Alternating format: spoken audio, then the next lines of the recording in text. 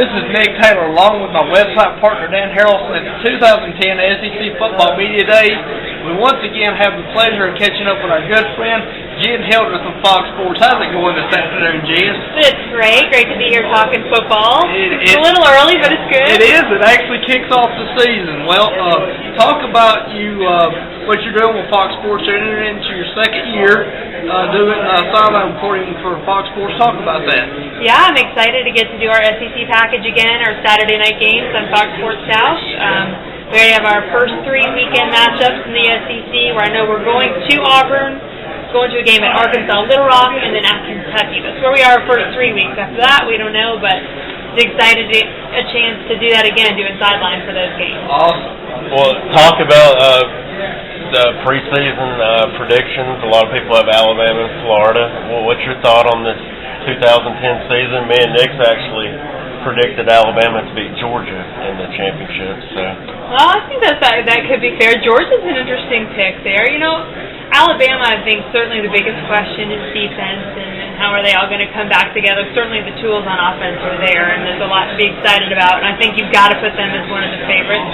I'll go with, another not-so-dark horse in the West, maybe Arkansas. I'm curious to see the Razorbacks and see how they do with their prolific offense this year. So, as an East pick, I probably would still lean toward the Gators, but a lot of question marks there too, especially with the new quarterback.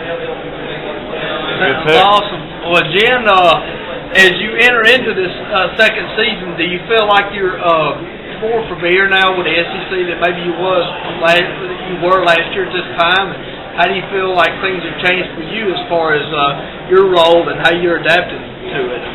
Well, maybe in some ways. I feel like I've been pretty familiar with the conference because I have covered it in one way or another pretty much since I've been at Fox Sports South, and this will be my 8th year. So, in one sense, I feel like it's not that much different, but in another, now I've actually been able to be at the games and have weekly interactions with the coaches and players, and for that, I certainly feel like I'm a little closer to the game than I was before. Back to your schedule, what games did you say you're doing the first 3 weeks? You may challenge me to remember the opponent, but I know that I'm at Auburn week 1. I might be against Arkansas State or something like that. Right, yes. And then week 2 is Louisiana Monroe at Arkansas. That game is being played in Little Rock. And then week 3 is Akron at Kentucky. Okay.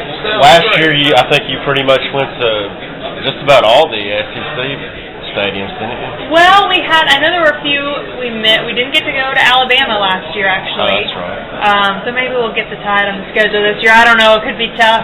But, yeah, I mean, it's fun going everywhere. I was sort of surprised thinking we might get Mississippi State in there early in the week. I think they're a fun place to go. With all of the diverse roles that you play with Fox Sports, I mean, I know you do a lot of women's play-by-play and that sort of stuff as well.